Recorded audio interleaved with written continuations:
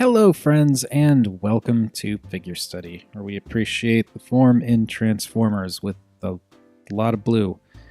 Anyway, today, taking a look at the Transformers Generations War for Cybertron Soundwave, specifically the Deluxe, the slightly smaller version, not the enormous Voyager that could spew out those kind of pointless discs.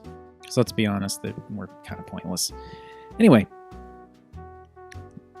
Soundwave is a weird little car tank thing with tusks and a Zoidberg mouth. Yeah.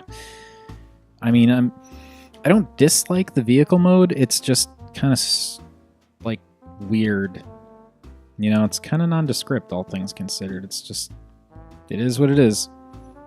I don't hate it, and I don't necessarily think it's bad for Soundwave, because given the setting of the game, I don't imagine a tape recorder could have really done much. But, you know, it's okay. It gets the job done. You can kind of almost make it like some kind of weird crustacean mouth thing if you want. So I guess there's that. In terms of the detailing and paint, I don't dislike this pastel-y purple that they've got going here, but I feel like putting that on the lighter portions was a mistake, because it really just doesn't stand out very well. I feel like if they put this color on the darker portions, it would stand out a lot better. Or if they had gone darker with this purple, it would create a much nicer contrast. I know it's supposed to look like, because I think these are supposed to be lights or something. So they're supposed to kind of be glowy. But I just don't think the color combination works here. But overall, I mean, it does have Soundwave colors, the blue and gray or silver with that very recognizable yellow around the window there. So, I mean, it does, just color-wise, it totally works as Soundwave. Shape-wise, it's a little weird, but whatever. There's some decent detail in there. And it's like, it kind of looks alien, and just like with these weird patterns and stuff like that, and like these wheels with the strange, almost face-looking patterns on them. But I think, again, that's kind of the point. It's supposed to look alien. And I'm just now noticing, got the purple painted on all three wheels on the, like the top sections there, except this one. They didn't paint the purple on this one. That's disappointing. I always tend to get figures like that, like my Transformers Prime bulkhead had that one window that wasn't, or that one door that wasn't properly painted. Anyway, hinge this down, and in there you've got the weapons, which are kind of, come on, there we go, which are just kind of tucked away. I do like that the weapons can store in vehicle mode. And then, of course, you've got his Gatling blaster thing and his, pull this out, his other blaster thing.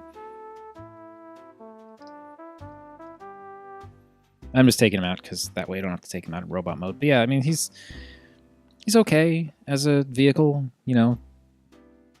There are some interesting details when you look close, but from a distance, it's just sort of like a brick with tusks. Yeah. But anyway, that's it for his vehicle mode. On to the robot mode.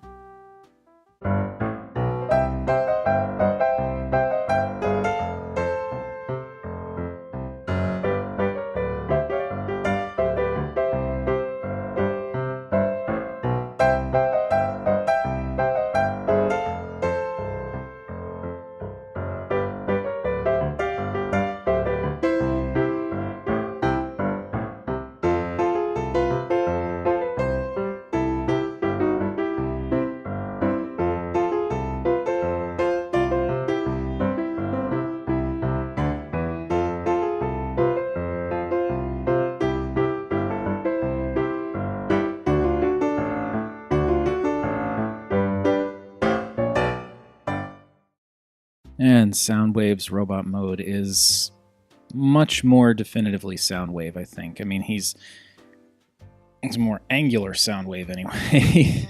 But it does read as Soundwave to me. I mean, you still have the gold-framed window chest. He's got the Gatling gun or whatever the heck that is on his shoulder. Still got that blue and gray kind of aesthetic going. It works. And the face is definitely Soundwave. It's an angry, spiky Soundwave, but it is Soundwave. I mean, there's not a lot of paint on there. It's just the red for the visor and the silver for the mouthplate. But I mean, that's kind of all you need for Soundwave too. You know, it works.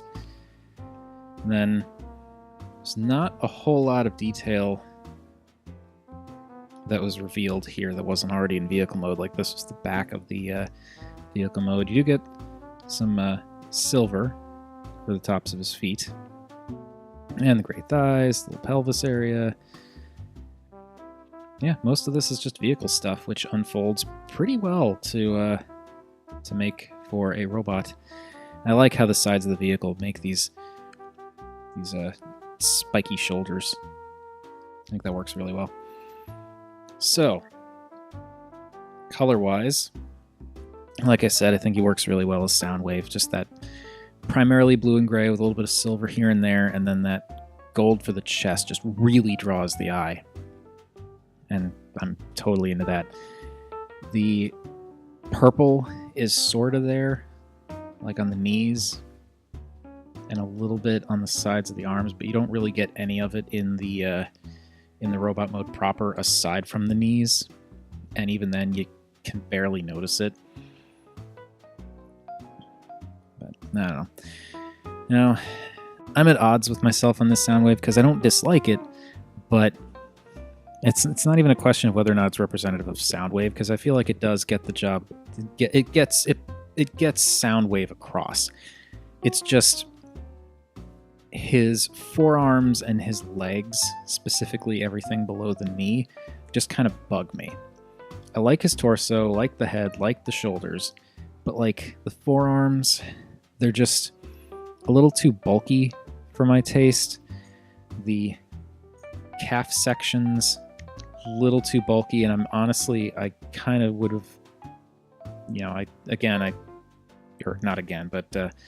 I feel like, it's probably not accurate to the source material, but I really kind of would have preferred it if the wheels flipped around the other way, so that when you're looking at them from the front here, these are facing back as opposed to front and center, because there they just kind of distract from the rest of the shapes down there.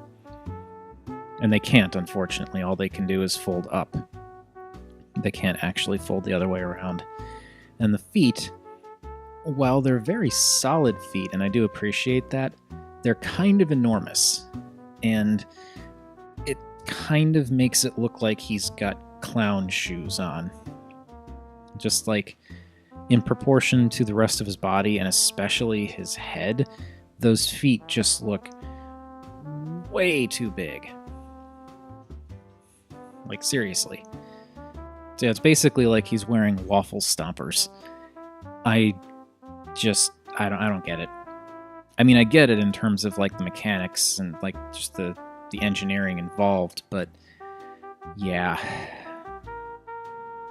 I'm also a little bit annoyed with these wheels in the back. Like, there's no real good way to tuck them out of the way. Like, this is about as good as it gets. I just kind of... I wish you could do a little bit more with those. Maybe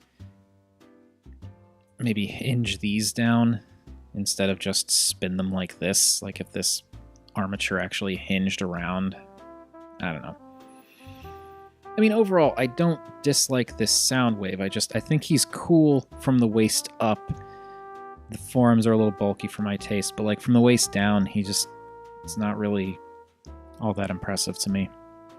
I dig the overall aesthetic, though. I like the idea of like a spikier, literally edgier Soundwave. Because, it's full of edges. Get it? Yeah. But yeah, I don't know. It's not bad. It's just, I've got other Soundwaves that I like a lot better. But anyway, I was about to do the outro without doing a size comparison. Wow, I'm terrible at this. And I don't think I did a size comparison for vehicle mode either. I'm just... yeah. Now, maybe I should give up on doing size comparisons at all, because I always forget to do it. Anyway. There's Samus. And a Titan's Return Deluxe. So, yeah, he's about the same height as a Titan's Return Deluxe. Tinier head, though.